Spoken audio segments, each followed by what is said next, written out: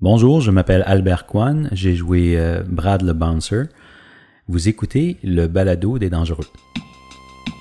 On sort de 2002, un film québécois peu fameux, puis on parle aux gens qui étaient dedans. On retourne en 2002, l'année où il y avait le Pepsi bleu, c'est le balado des dangereux. Bonjour tout le monde et bienvenue à un autre épisode du balado des dangereux. Marc-André Roy au micro, alias le plus grand fan des dangereux qui ne décroche pas. Et aujourd'hui, j'ai la chance de recevoir un invité assez spécial, quelqu'un qui est dans le film Les Dangereux, mais qui ne dit absolument rien. Albert Kwan, bonjour. Bonjour. Je dis absolument rien, je dis un mot en fait. Oui, oui. Je m'étais même pas rendu compte de ça. Tu t'es pas rendu compte de ça. Moi, je m'en suis rendu compte parce que ce film-là est arrivé au début de ma carrière. Oui. J'étais stagiaire à l'Union des artistes, puis mon agent a dit, il y a un rôle, c'est un troisième rôle muet, puis tout ça. Puis à l'époque, les troisièmes rôles muets à l'UDA ne cumulaient pas de crédit. OK. Donc, mais mon agent a dit, fais-le pareil, tu vas travailler avec Louis Sayat, tu vas jouer avec Marc Messier, etc. Puis je suis comme, OK, en plus, une expérience de plateau, 5 jours de tournage, je me suis dit, ça va payer. Sauf que la journée où je meurs, ouais. Quand Didier Lucien me tire à bout portant, puis je meurs, on répète cette scène-là, puis Louis Sayat, il dit, il vient sur le plateau, il dit, on sait même pas pourquoi il meurt, là. Dis quelque chose. Il me dit ça à moi. Okay. Mais moi, je suis rôle muet. Ouais. Fait que, techniquement, je dois pas rien dire. Non, c'est ça. Mais là, je dis, OK, mais le réalisateur me dit, dis quelque chose, je dois dire quelque chose. Ouais. Fait que je dis, hey. Ton seul mot, c'est hey. Hey. Ouais. Puis là, je me fais tirer. Parce que quand c'est Pierre Lebeau qui vient prendre le sac d'argent, puis là je fais hey, Didier il me tire, paf. Il dit OK, c'est ça, c'est bon, ça marche, on comprend pourquoi il se fait tirer. OK. Fait que moi je tiens ça mort, j'arrive à ma loge, j'appelle mon agent, elle dit je m'occupe de ça. Fait que finalement j'ai eu un upgrade à rôle parler parce que quand ils ont regardé les rushs, ils ont bien vu que je disais hey. Puis là ça a changé complètement. Ça a tout changé, j'ai cumulé des crédits pendant tout ce film-là. Puis, tu sais, ce qui devait juste être travaillé sur un film puis rencontrer des gens, à son ajouté, 7 crédits parce que j'avais 5 jours de tournage, finalement, c'est tombé à 7 jours, etc. Fait que j'ai cumulé 7 crédits sur ce film-là, tu sais, sur un film que je devais pas en accumuler, en fait. Mais pour ceux qui comprennent pas, c'est quoi les crédits, mettons les néophytes, là, comment ça fonctionne, les crédits? C'est ça, quand on devient acteur ou actrice ou chanteur, peu importe, puis on veut entrer dans l'UDA, il faut cumuler des crédits. En fait, faut des crédits, c'est là c'est un petit peu je rentrerai pas dans les détails, mais il faut en accumuler 30. Ça veut dire sur 30 productions différentes ou 30 journées de travail, etc., tout dépendant dans quoi on performe. Ben quand on accumule nos 30 crédits, là on peut devenir membre actif. Sinon on est membre stagiaire. On est quand même membre de l'UDA. Mais on a juste moins de... on n'a pas de paye de vacances, on n'a pas d'assurance collective, etc. Fait que c'est juste des technicalités, si tu veux. Puis c'est sûr qu'il y a du travail qui est réservé aux membres actifs, d'autres qui sont ouverts à tous les membres actifs et stagiaires, tout ça. Donc, quand tu commences en début de carrière, t'es stagiaire, tu commences comme stagiaire, puis t'accumules tes crédits, puis à un moment donné, tu deviens membre actif. Donc, comme tu disais, avant Les Dangereux, il y avait absolument rien, parce que je suis allé voir ta fiche IMDb, puis il y avait vraiment rien de ça. Mais non, c'est ça, je commençais. J'avais des petits rôles ici et là, Radio-Canada, je faisais de la figuration à Radio-Canada, des petits rôles muets, mais c'était à ça, je commençais ma carrière, fait que je commençais à me faire connaître, je commençais à rencontrer des gens.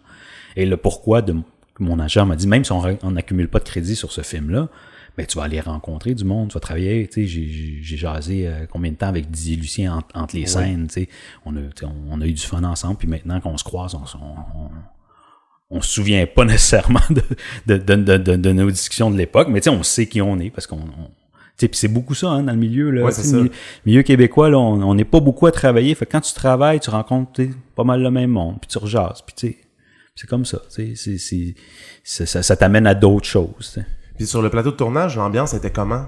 Pour toi qui as vécu ça, un peu troisième rôle? Écoute, moi, c'est sûr que, tu sais, quand t'es pas une vedette, tu passes un peu... comment je pourrais dire ça?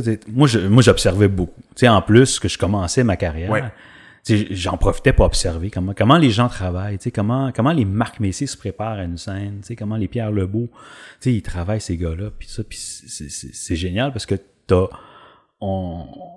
vraiment t'es dans la première rangée, avant même de regarder le film, t'es là, tu vois la scène qui se passe devant toi, puis ils la refont, puis tu comprends, ok, pourquoi ça marche pas, puis là, tu vois, tout d'un coup, il a changé quelque chose, puis ça fonctionne, puis tu fais, ok.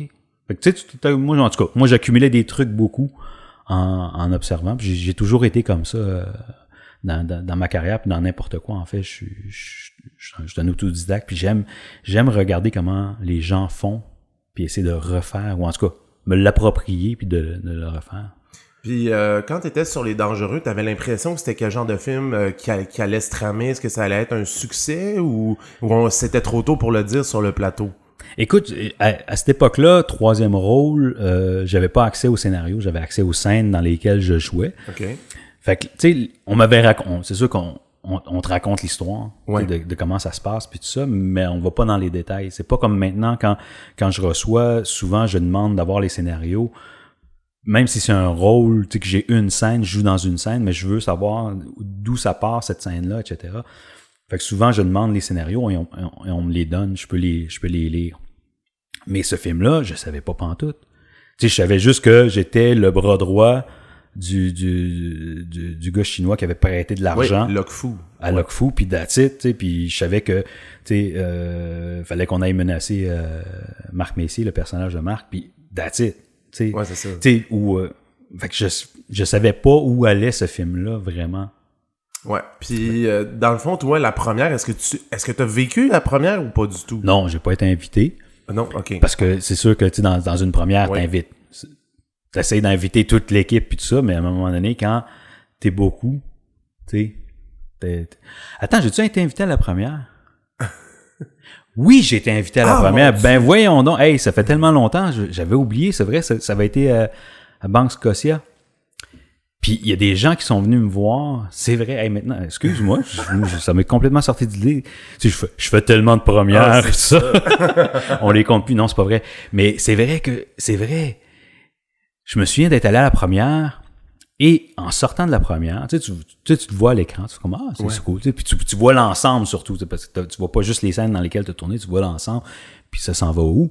Puis tu sais, moi j'ai trouvé ça correct, je trouvais ça le fun, c'est un film divertissant là, tu sais, on n'est pas obligé de tout le temps être dans notre tête puis être torturé, tu sais des fois on va au cinéma juste pour se divertir puis changer d'air puis manger un bon popcorn à 20$. C'est ça. mais c'est ça, tu sais, des fois c'est ça qu'on a besoin. Fait qu'en sortant du film, tu sais, j'étais comme cool, tu sais, c'est fun, tu sais.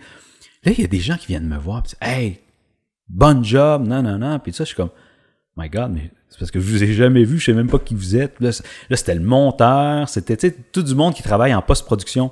Ça veut dire qu'une fois que t'as fini le film, ben il y a du monde qui met le film ensemble. Ouais, c'est ça. Il y a du monde qui travaille sur la musique, sur les effets sonores, etc. Donc c'est tous ces gens-là de post-production qui viennent te voir que t'as pas vu du tout pendant le tournage. Ouais. Puis là qui viennent te dire que t'as fait quand même une bonne job. Je dis mais tu sais, j'ai un petit rôle. Non, t'as pas un petit rôle. Il y a des petits acteurs. Il y a pas de petits rôles, il y a des petits acteurs. Ouais. T'as un rôle dans le film, t'as fait ta job, bravo, pis ça. Je suis comme tu sais. Fait que c'est le fun de se faire dire ça surtout quand tu commences dans le métier. Oui, surtout que la production a pris la peine de venir te voir alors que, comme tu disais, t'étais un bouncer dans le bac qui dit seulement une affaire. Ben non, c'est ça, tu sais. C'est ça. Fait que, j'avais quand même une bonne présence à l'écran. Oui, quand même. Ma blonde, elle a vu les costumes, puis les costumières, un moment donné, était venue me visiter sur le plateau, puis j'avais, dans la dernière scène, pas dans la dernière scène, mais dans la scène où on va voir Mario Chénier, puis Loc Fou, il met la face dans le wok. Ouais. Si vous remarquez, là, je sais pas si tu t'en souviens, là, mais j'ai un chandail transparent. Oui, mais il s'enfilait, là. En filet. Moi, c'est ce qui m'a marqué le plus. Fallait j'en parle absolument. Ce chandail-là en filet avait pas de maudit bon sens. Hey, j'avais un manteau de cuir, puis là, à un moment donné, non, faut t'enlèves le manteau, puis là, je suis comme, OK. Fait que, mesdames et messieurs, c'est la seule fois que vous allez me voir avec un polo en filet. Mais ma blonde était venue cette journée-là, ou la journée avant, en tout cas. Puis la costumière, elle dit, hey! Faut que je te montre ça. Puis ils vont, tu veux-tu l'acheter après le tournage? Je voulais te le vendre! Ben oui, c'est ce qui arrive souvent après les productions. Ah, je savais pas ça. On peut acheter très souvent. Oui. Ça dépend quand les costumes sont loués, tu peux pas les acheter, mais quand le département des costumes ont acheté des costumes, Ouais. ils peuvent te les revendre. On peut les racheter, nous. Ça, je savais Parce pas. que ça m'est arrivé une fois, j'avais un super beau veston, il était ajusté, puis tout ça, tu sais. Je l'ai acheté, tu sais.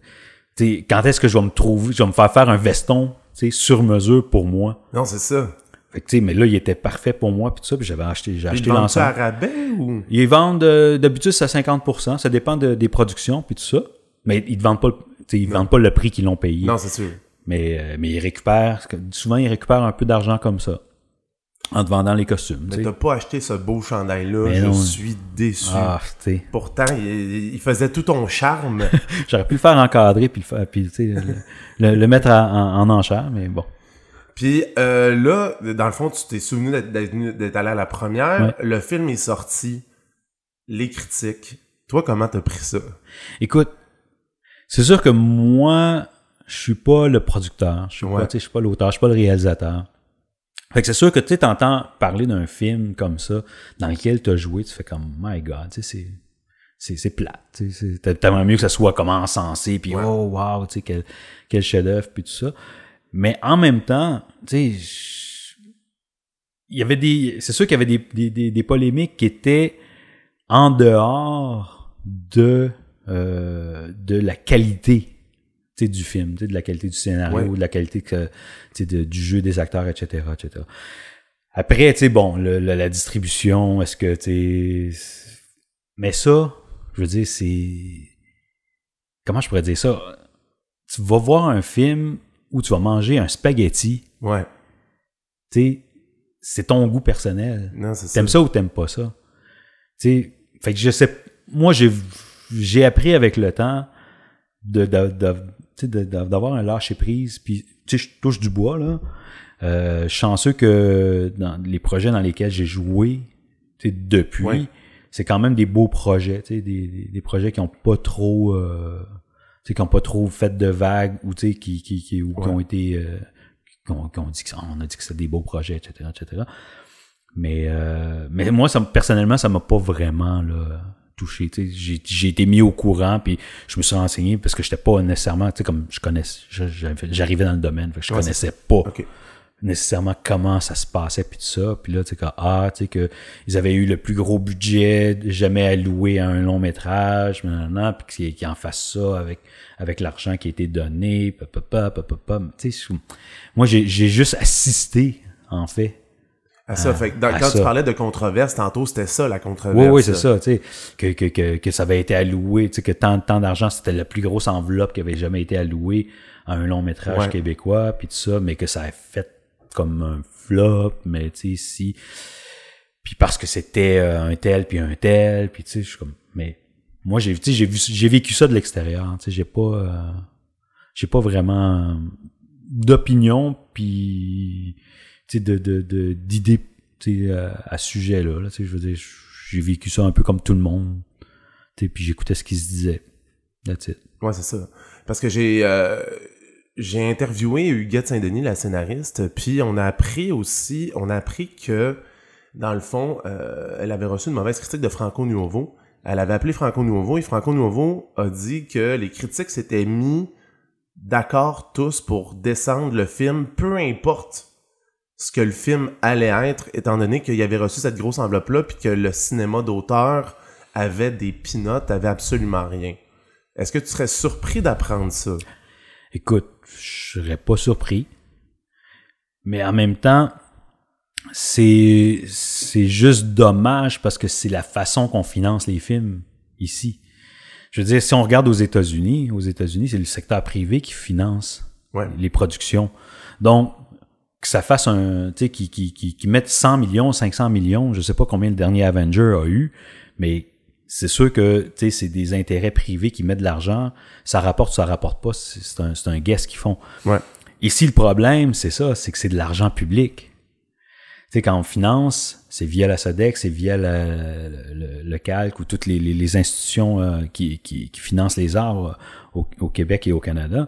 Mais c'est sûr que à ce moment-là, on a comme une attente en tant que société, tu sais, puis en tant que contribuable, à ce que l'argent dans lequel on met, soit que ça reflète à l'international notre culture, ça fasse refléter notre culture à l'international, ou que ça rapporte, que ça soit fructueux, tu sais, que ça fasse du box-office. Fait que, est-ce que tu me dis ça, puis ça m'étonnerait pas, là. Ça t'étonnerait pas du tout? Non. OK. Puis dans le fond, est-ce que tu as eu la chance de le revoir, le film Les Dangereux, ou pas du tout? Non, je l'ai pas revu. Je l'ai vu et je l'ai revu. Des fois, ça joue à la télé. J'ai vu, il me semble, à Radio-Canada, à un moment donné, ça a rejoué. Ça se peut-tu? Peut-être. Ouais, je sais que TVA était un fan de diffusion de ce film-là. Je l'ai sûrement revu après. Je sais que j'ai une copie DVD à la maison. OK. Mais je l'ai pas nécessairement revu, là. J'ai utilisé dans mon démo des scènes de ce film-là. OK. Sauf que mon dernier démo que j'ai refait l'année passée, à un moment donné, il faut que t'enlèves des affaires que t'as fait parce que t'en mets des nouvelles puis qui sont plus importantes aussi, là. Parce que ta carrière avance puis tout ça, fait que tu mets plus des rôles parlés que des rôles muets dans ton démo. Alors non, j'ai pas nécessairement revu, mais je m'en souviens. Moi, je me souviens que ma fille, par exemple, le regardait souvent parce qu'on avait le DVD à la maison. Puis quand j'ai tourné ce film-là, ma fille, elle avait 10-12 ans, là. OK. Dans ce temps, ouais, c'est ça, 10-12 ans. Puis je me souviens qu'elle était venue dans les scènes là, de spectacle, quand Véronique elle chante puis tout ça. Il y avait besoin de la foule puis tout ça. Ma fille était venue, elle avait rencontré Véronique. Là, après, en arrière-scène, je l'avais amenée avec moi pour que la rencontre était bien contente puis tout ça. Puis à cause de ça, ben tu sais, à chaque fois qu'elle regardait le film, elle essayait de se spotter dans la foule puis tout ça. Ce qui est à peu près impossible parce qu'il n'y a pas beaucoup de shots de foule. Il n'y a pas beaucoup de shots de foule, puis quand il y en a, ben il fait noir. Moi, c'est ça. Tantôt, avant l'enregistrement du balado, on parlait de représentation des minorités culturelles. Est-ce que tu trouves que dans le film Les Dangereux, pour un film à l'époque, là, on se trouve en 2002, il y avait quand même un souci de représenter une diversité? Ouais, ben tu vois, c'est drôle parce qu'on avait eu cette discussion-là. J'avais eu cette discussion-là avec Didier à un moment donné, avec Didier Lucien, en deux scènes, puis ça, on était dehors, puis on parlait, tu sais, justement, tu sais, que c'était le fun, tu sais, t'as un rôle, moi j'ai un rôle, puis tout ça. Puis il me disait, je me souviens qu'il me disait, et ça, je le cite encore souvent, je sais pas, Didier, je te l'ai déjà dit, mais en tout cas, si tu l'écoutes, je te le dis, que je te cite souvent, que il dit, les Noirs, à un moment donné, au cinéma, on a joué les méchants, puis là, on a les premiers rôles. Ouais. Mais là, vous autres, les Chinois, vous êtes rendus là à jouer les méchants. Puis un jour, vous allez avoir les premiers rôles. Mais tu sais, tu vois, j'attends encore, moi, les premiers rôles, tu sais, chinois. Parce que des Noirs, je veux dire, on s'entend que, tu sais, il y en a beaucoup, là, ben, en tout cas, beaucoup. Il y en a plus. Ouais. Tu sais, des Didier Lucien, des Widmer Normil, puis tout ça, et des Frédéric Pierre, qui tiennent des beaux rôles dans des productions, tu sais, soit au théâtre, à la télé, au cinéma. Mais les Chinois, on est, tu sais, je vais l'accorder, là, on n'est pas beaucoup non plus dans l'Union des artistes, parce que, tu sais, culturellement, on n'est pas porté. Ma mère, elle voulait pas que je sois acteur, là. Ma mère, elle voulait que je sois ingénieur. Puis ça a pris du temps avec ma mère, pas assume, mais accepte le fait que je sois acteur puis qu'elle en parle.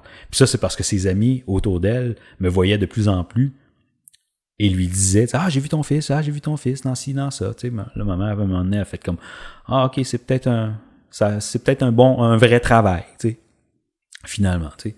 Mais sinon, ma mère, elle voulait pas ça. Fait que culturellement, c'est sûr que, en tout cas, moi, je parle pour moi, pour ma communauté, les Chinois, on est moins portés à aller vers là. Fait que, tu sais, il y a le problème de, est-ce qu'il y a des rôles pour nous? Puis après ça, s'il y a des rôles, est-ce qu'il y a des gens pour combler ces rôles-là? Ouais. Fait que, tu sais, c'est une problématique qui est un peu, tu sais, c'est un peu un cercle vicieux parce que moi, je voudrais pas jouer dans une émission, tu sais, j'aurais pas voulu jouer dans une émission française si je vois pas un role model, tu sais, quelqu'un qui va m'inspirer à faire ce métier-là. Tu comprends? Ouais. Alors que, tu sais, peut-être que les gens qui ont suivi Didier Lucien quand il a commencé dans une galaxie près de chez vous, puis qui a commencé à vraiment être populaire, puis que peut-être qu'il y a des gens de sa communauté, tu sais, qui se disent, tu sais, C'est peut-être ça que je pourrais faire, moi, plus tard dans la vie. T'sais. Ce serait quoi la solution, selon toi, pour augmenter la visibilité de la communauté chinoise dans notre portrait culturel? Là? Moi, je dis... Il y a bien du monde qui me disent « Ah, ben si tu veux un rôle, écris-toi-le. » Ouais. Ça, je trouve que c'est un peu facile à dire. C'est de rejeter c'est de rejeter le problème dans le cours de l'autre. Là. Ouais. Dire, regarde, si tu travailles pas, c'est de ta faute parce que t'écris pas.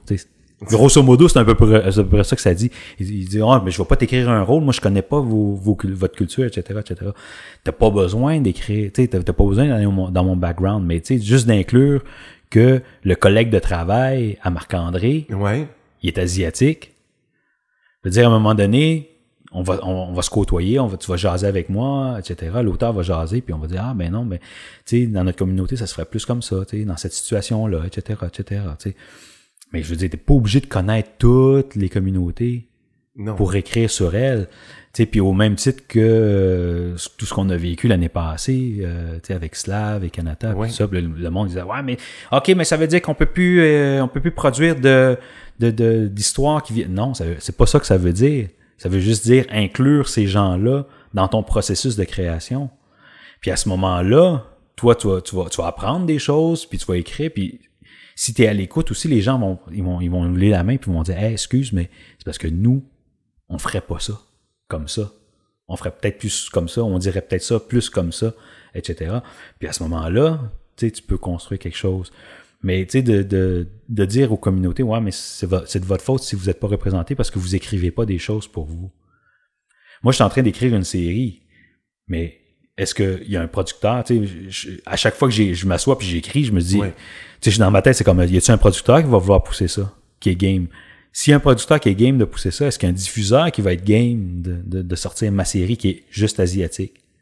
Puis là, je me suis arrêté à un moment donné, je me suis dit, OK, ma série, c'est juste des Asiatiques, mais il y a même pas la diaspora haïtienne est pas mal plus grande à Montréal que chinoise. C'est-tu vrai, des chiffres? Je pense que non, mais en tout cas, elle est beaucoup plus présente dans les médias, la diaspora haïtienne. Il y a même pas de show, à part du CEP là, qui monte Raisin in the Sun, où c'est tous des noirs, puis il y a un blanc. Mais je veux dire, il y a même pas de show télé que c'est juste des noirs, comparativement à la télé anglophone, où ça arrive beaucoup plus fréquemment. Fait que, est-ce qu'on est prêt ici? Je pense que oui. Est-ce que les portes vont s'ouvrir? J'ai hâte qu'ils s'ouvrent un peu plus grandes que juste, la petite craque là, où on voit à peine une lumière. Là. Fait que, je pense que c'est une question d'ouverture, puis d'arrêter d'avoir peur, en fait. Ouais. Puis moi, je pense, puis c'est pas méchant, là, j'ai grandi ici, là, je suis arrivé, j'avais 2 ans. Fait que, quand je vais ailleurs, là, je suis québécois, là, je suis pas chinois, je sais que je suis québécois parce que j'ai grandi ici. Puis je comprends qu'il faut préserver notre culture parce qu'on est dans un continent où ça parle pas beaucoup français, là, on est à peu près il y a nous les Acadiens puis à peu près quelques communautés hors Québec francophones, là, au Manitoba, en Ontario, etc. Mais on n'est pas beaucoup en Amérique du Nord. Fait que je comprends qu'il faut préserver ça, mais c'est pas parce que tu t'ouvres à d'autres choses que tu perds ta culture nécessairement. C'est ça que j'essaie de faire comprendre aux gens. Dis-moi là, on fête la fête des morts chez les Chinois, c'est au printemps. Mais après ça, on va à cabane à sucre avec les cousins. Là. Ça change rien. Là. Non, c'est ça. On est quand même chinois. On respecte nos valeurs, nos cultures, puis tout ça. Mais je veux dire, on embrasse tout ce qui est bon. Des shish taouk, j'aime ça. J'aime ça.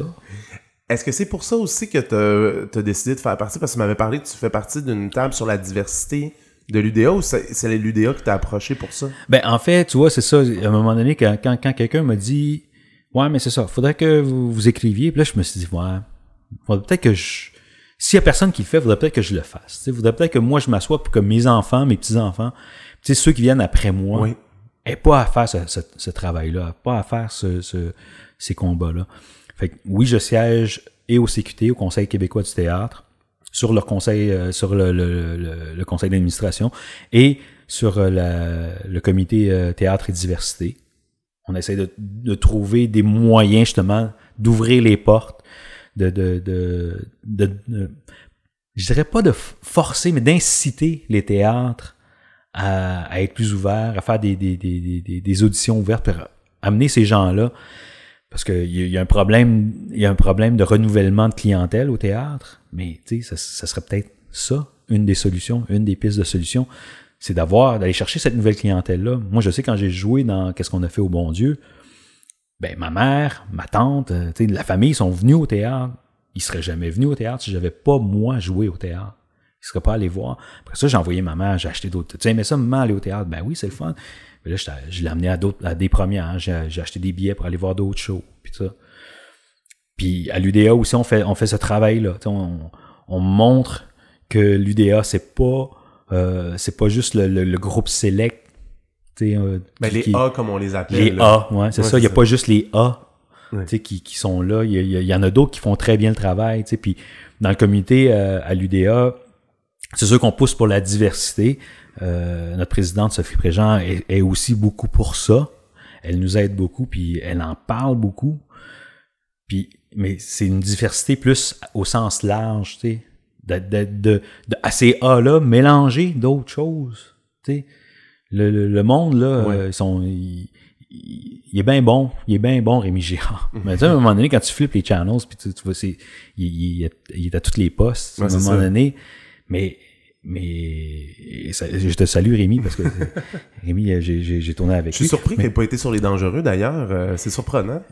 Ouais, c'est vrai. Il aurait pu. Mais c'est ça. Mais tu sais, c'est sûr que ça va tout le temps prendre un A ou des A pour traîner le show. Tu sais, parce que s'ils sont A, c'est parce qu'ils ont du talent. Tu sais, c'est parce qu'ils ont fait quelque chose de correct dans leur carrière. Mais à un moment donné, si t'en veux d'autres A, tu sais, si tu veux renouveler ta flotte de A, ben, faut que tu fasses monter d'autres mondes, tu sais. Faut que tu les fasses voir, puis tu donnes une chance à ces gens-là, puis à un moment donné, on va, tu sais, ça va s'homogénéiser, si tu veux. Oui. Mais on va voir plus de monde, on va avoir plus de talent. Tu sais, les Américains ont compris, eux autres, tu sais, à la télé, c'est ceux c'est les meilleurs, mais qu'on connaît pas, qui sont à la télé. Puis à un moment donné, pouf, on les envoie au cinéma, là, ils deviennent des vedettes. Ah, c'est ça. Tu sais, Bruce Willis, dans Moonlighting, dans les années 80, il jouait avec Sybil Shepherd. Bruce Willis, que personne ne connaissait. Non. Il a fait ça. Tout le monde a suivi ça. Puis après ça, tu sais, il a eu la carrière qu'il a eue. Tu sais, à cause de ça. Mais à un moment donné, c'est peut-être ça qu'on devrait faire aussi ici. Tu sais, il y en a du talent. Il y a du monde qui sort des écoles. Il y a du monde qui s'essaie. Mais tu sais, faut avoir une ouverture, en fait. T'sais. Les créateurs, il faut qu'il y ait une ouverture pour pas juste que ça soit des vendeurs de tickets ou des vendeurs de codes d'écoute. T'sais. Puis est-ce qu'il y en a des ouvertures de la part du milieu théâtral ou milieu télé de diversité, ou tu penses que dans les maisons de production c'est plus difficile, ou lorsqu'on essaie de mettre des projets en branle? C'est dur à dire pour moi, parce que je suis pas dans toutes les boîtes de production ou dans tous les théâtres. Sauf que les initiatives, on les voit beaucoup plus au théâtre. Mais en tout cas, ils arrivent plus rapidement au théâtre. C'est ça qu'on a remarqué. OK. Dans nos affaires. C'est parce que le théâtre, comme les seules personnes qui sont responsables de ce qui va être sur scène, c'est les directeurs artistiques, mais eux, s'ils choisissent quelque chose, ben c'est ça qui va arriver. Okay. Alors que au cinéma ou à la télé, ben là, t'as de l'argent qui vient de plus haut, etc., etc. Fait que là, il y a Puis ça, c'est un phénomène qu'on voit de plus en plus, c'est que c'est les diffuseurs qui décident qui va jouer dans les shows. Ouais. Tu sais, c'est rendu beaucoup ça. Parce que c'est eux qui donnent l'argent, etc. Fait que là, les réalisateurs qui, lui, ont peut-être l'ouverture de... Tu sais, j'ai une amie réalisatrice qui me disait, mais on en voulait, nous autres, tu sais, un tel, une telle, puis tout ça. Mais non, mais le diffuseur voulait que ce rôle-là soit joué par un YouTuber, parce que lui, il a tant de followers, ça, tu sais. C'est toutes d'autres considérations que artistiques. Parce que eux, ils veulent rentabiliser l'argent qu'ils mettent dans, tu sais. Fait que là, t'es comme, OK, tu sais, comment on a de la misère à faire jouer le monde pas dit normal, mais je veux dire caucasien, là, comment tu vas faire rentrer quelqu'un, tu sais, issu d'une minorité pour ce rôle-là, quand l'autre, ce qu'il veut, c'est quelqu'un qui a plein de followers sur YouTube ou Instagram, tu sais. Ouais. Fait que c'est de là, ça chope un peu là, tu sais, c'est que c'est plus les créateurs qui décident autant, tu sais. Parce que peut-être qu'au scénario, je sais pas, mais peut-être qu'au scénario, il y en avait beaucoup, tu sais, de rôles diversifiés ou des rôles qui peuvent être attribués à n'importe qui. Mais tu sais, quand c'est celui qui donne les sous en haut qui dit non, moi je veux un tel, une telle, non, pouf, c'est ça, ou sinon je retire l'enveloppe. Qu'est-ce que tu fais, tu sais? Ouais, c'est ça, parce que moi j'enseigne au secondaire, puis j'ai comme à un moment donné, je demandais à mes élèves qu'est-ce qu'ils écoutaient. J'étais curieux de savoir quelle série qu'ils écoutaient, puis la plupart c'était du Netflix ou du YouTube, justement, les YouTubers t'en parlaient. Puis je leur ai dit, mais pourquoi vous écoutez pas la télé québécoise? Il y a plein de choses qui se font, mais moi, je suis dans une école multiculturelle, c'est-à-dire avec, je pense, c'est 38 communautés culturelles différentes. Okay. Puis on dit, on se reconnaît pas. Pourquoi on l'écouterait? On se reconnaît pas. Et voilà. Mais tu sais, tu vois ça, j'ai remarqué que du côté jeunesse, ça change plus vite. Oui, c'est vrai. Tu sais, le jeunesse, là, en télé, ça change déjà beaucoup plus vite. Puis, heureusement, tu sais, j'ai hâte de jouer un père, d'ailleurs. À un moment donné, je joue un père de quelqu'un, là, qui s'en vient. Mais c'est ça, aux jeunesse, ça change, tu sais. Fait que tranquillement, pas vite, j'ai hâte de voir, tu sais. J'ai hâte de voir comment ça va cheminer, tu sais, plus tard. Mais on est, tu sais, on se cachera pas, là, on est 30 ans minimum en retard, là, sur le côté anglophone, là, soit américain ou canadien-anglais, là, sur la représentativité, tu sais, ouais. Plus, je dirais pas plus réelle, mais plus proche de ce qu'est la réalité, de ce que tout le monde vit. Puis tu sais, tu vois, tu parlais des jeunes qui regardaient YouTube. Moi, j'ai allumé il y a pas si longtemps que ça. Pourquoi j'aimais ça, écouter Sesame Street quand j'étais petit? C'est parce que il y avait de la différence. Oui. Tu sais, j'ai grandi à Drummondville. À Drummondville, on était la seule famille de Chinois. Puis il y avait les Ambroises qui étaient la famille haïtienne. Tu sais, pendant longtemps, là, on était les deux familles. Il y avait juste deux familles. Tu sais, à un moment donné, il y a d'autres mondes qui sont venus, là, qui sont venus nous prêter main forte. Mais pendant longtemps, on était les deux seules familles, tu sais, immigrées qui étaient à Drummondville. Puis moi, j'écoutais Sesame Street parce que c'était différent. Il y avait des Latinos, il y avait des Noirs, puis tout ça. Puis même dans toutes les marionnettes, tu sais, c'était différent. C'était pas juste des grenouilles. Non, c'est ça. T'sais. Puis tu parles de différence, c'est drôle parce que mon point quand je présente le film Les Dangereux, parce que à mes amis, je dis c'est un film qui, à l'époque, a osé quelque chose parce que j'ai l'impression, quand on écoute le cinéma québécois, c'est beaucoup du drame de 3 décors ou puis j'avais l'impression que ce film-là avait essayé quelque chose. OK, c'était pas parfait, mais essayer un film d'action, comédie noire, un peu à la Snatch, un peu à la Guy Ritchie, je trouvais ça osé pour l'époque. Oui, puis tu sais, tu vois après ça, la même chose est arrivée avec Nitro. Quand Nitro, d'Alain Desrochers est sorti, les critiques, là, tu sais, non. Ouais, mais regarde, on va au cinéma, des fois juste pour se changer d'idée puis voir les chars aller vite. Non, le monde se tirer dessus puis se courir après. Des fois, c'est juste ça qu'on a besoin. Quand on a besoin d'aller réfléchir, on va aller voir un autre genre de film. Mais, tu sais, tant qu'aller voir un blockbuster américain puis d'envoyer l'argent, tu sais, ailleurs, pourquoi on n'encourage pas tu sais, pourquoi on n'en fait pas des films de genre ici puis que de l'argent reste pas ici? Tu sais, moi, c'est mon point de vue. Tu sais, j'ai joué aussi dans Roche-Papier-Ciseaux de Yann Lanouette sur Jon. C'est un film, moi, quand j'ai lu le scénario, c'est comme, wow, tu sais, je veux jouer dans ce film-là, certain, tu sais. Fait que, tu sais, c'est un film qui a été correct, qui a été reçu correctement, mais tu sais, on n'en a pas parlé longtemps. Non, c'est ça. Mais c'est un film génial. Allez, regardez ça, Roche-Papier-Ciseaux. Est-ce que tu penses qu'on a peur d'oser dans le cinéma québécois ou?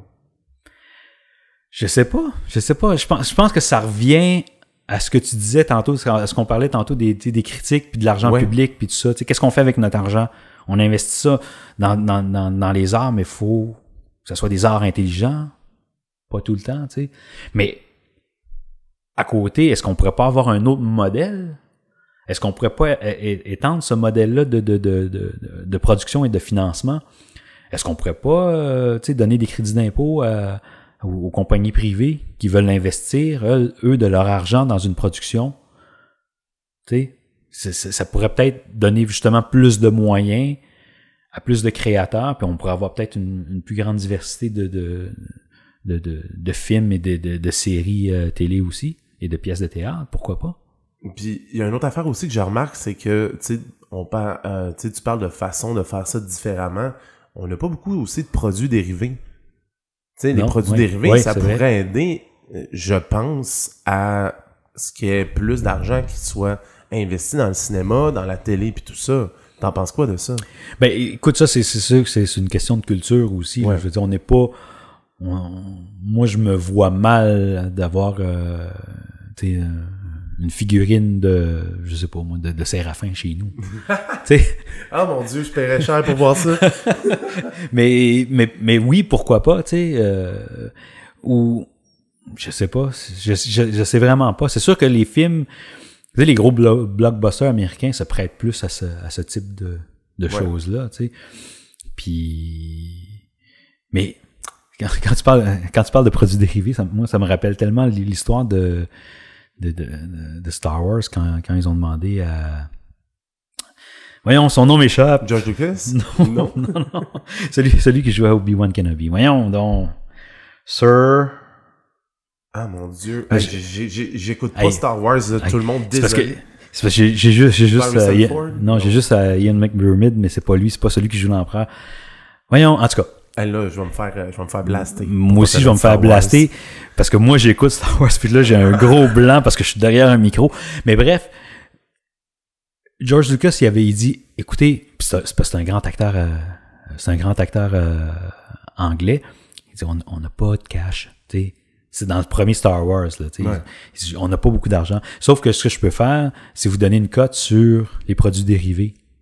Ben, il a fait plus de cash. Je pense que toute sa fortune qu'il a fait, c'est les produits dérivés. C'est sur les ventes de produits dérivés de Star Wars que sur le cachet puis les redevances qu'il a d'avoir joué dans le film. Fait qu'imagine à quel point il s'en est vendu des bébés Star Wars. Fait que, tu sais, je sais pas, est-ce qu'on serait prêt à faire ça, des produits dérivés? Peut-être. Moi, je pense qu'il y aura un marché. Je pense que si j'avais à choisir, mettons, entre un chandail Stranger Things ou un chandail, mettons, je sais pas moi, District 31, je choisirais District 31 bien plus que le chandail Stranger Things. Ouais. Mais tu vois ça, il me semble qu'ils ont leur tasse, ils vendent leur tasse, District 31. Ils en vendent pas. T'inquiète. Ah ouais? Il pourrait avoir un marché noir, je pense que n'importe qui pourrait faire de l'argent là-dessus. Moi, je suis pas mal sûr qu'il en ferait de l'argent, là. Ben oui. Mais Fabienne, allô? Je vends des tasses. Puis aussi, tu sais, on parlait beaucoup de faire à l'américaine. En lisant sur Les Dangereux, j'ai appris que justement le distributeur, Crystal Film, avait tout misé pour faire un lancement à l'américaine puis un film à l'américaine. Qu'on pense au placement de produits, au tapis rouge qu'ils ont fait à la Place des Arts. Est-ce que tu crois que ce genre de façon de faire le cinéma devrait plus se faire au Québec? De faire ça gros, de peut-être avoir plus de commanditaires pour peut-être aller chercher plus d'argent, en prendre moins du gouvernement et en donner plus à des petites productions?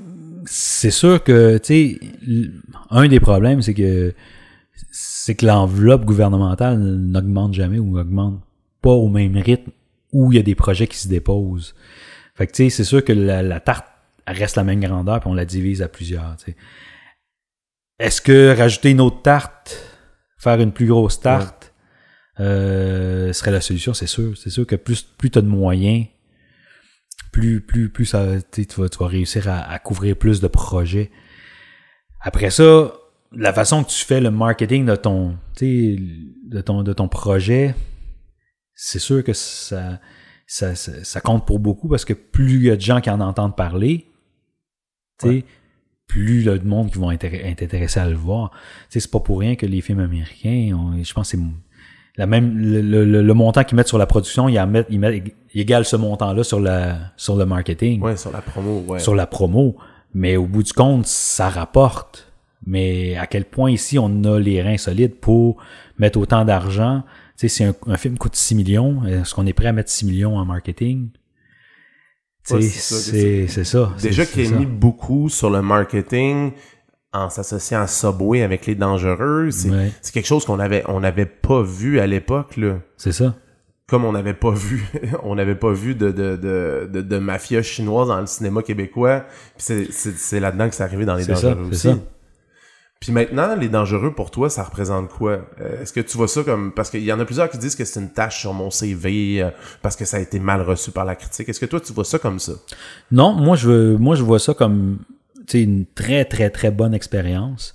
De un, puis je raconte encore souvent l'anecdote que j'ai contée tout à l'heure, là, que j'étais rôle muet, puis ça, puis pour moi, dans ma philosophie de vie, il y a pas d'erreur. Tu fais jamais d'erreur. C'est juste des apprentissages que tu fais. Fait que pour moi, d'avoir joué dans ce film-là, écoute, j'ai appris. Je suis sorti de là, j'étais un meilleur acteur qu'au début. Que le film ait fonctionné ou pas, c'est sûr que si j'avais joué dans un chef-d'œuvre, encensé par la critique, puis que ça aurait fait des millions et des millions au box-office, peut-être que ma carrière serait ailleurs aujourd'hui. Ouais. On s'entend. Mais je veux dire, pour moi, ce film-là, c'est une expérience. Et ça apparaît encore dans mon CV. Je l'ai pas rayé. Non, je l'ai pas enlevé. Puis, j'en parle encore. Puis, c'est sûr que si on m'offrait une autre opportunité, je dirais peut-être oui, encore, très très certainement. C'est sûr que maintenant, avec l'expérience que j'ai, je demanderais de lire le scénario avant de m'embarquer dans un projet. Ouais. Mais l'histoire était ok là. Je veux dire, c'était pas, c'est sûr que c'était pas, c'est pas Citizen Kane. Mais c'est un film qui se passe ici avec des gens d'ici, puis avec je le referais, je pense. Oui, je le referais. Ouais. Puis en terminant, moi je demande tout le temps aux personnes qui participent au balado des dangereux s'il y avait quelque chose à rajouter qu'ils n'ont pas eu la chance de dire sur les dangereux, ce serait le moment-là. Là. En terminant, est-ce quelque chose que t'aurais pas dit que t'aimerais dire à propos de ce film-là, un sujet qu'on n'a pas couvert? Ah ben tiens. Petite anecdote, pendant qu'on mange, Véronique Cloutier me demande, dit, toi, là, quand tu retournes à Drummondville, parce que moi et Louis Morissette, on a des amis en commun. OK. On n'est pas grand chum, mais on a des amis en commun, on sait qui on est, pis ça, parce que Drummondville, anyway, c'est petit. Ouais, c'est ça. Et j'étais comme le seul Chinois à Drummondville, anyway. Mais Véronique me demande, dit, toi, quand tu retournes à Drummondville, faut-tu que tu ailles manger une poutine au Giuseppe? Et j'ai dit oui. Alors, le restaurant Giuseppe, c'est le détenteur de... En tout cas, ils ont le brevet, c'est les seuls qui peuvent dire qu'ils sont l'inventeur de la poutine. Mais ça, c'est encore un gros débat. Mais moi, comme j'ai grandi à Drummondville, la poutine a été inventée à Drummondville. Voilà. Albert Coine, merci beaucoup. Merci beaucoup, Marc-André. Vous avez écouté le balado des dangereux. Un concept pensé, animé et produit par Marc-André Roy. L'habillage sonore a été réalisé par Dominique Hamel. Pour ne rien manquer des tout derniers développements du balado des dangereux, rendez-vous sur la page Facebook officielle de l'émission. C'est le balado des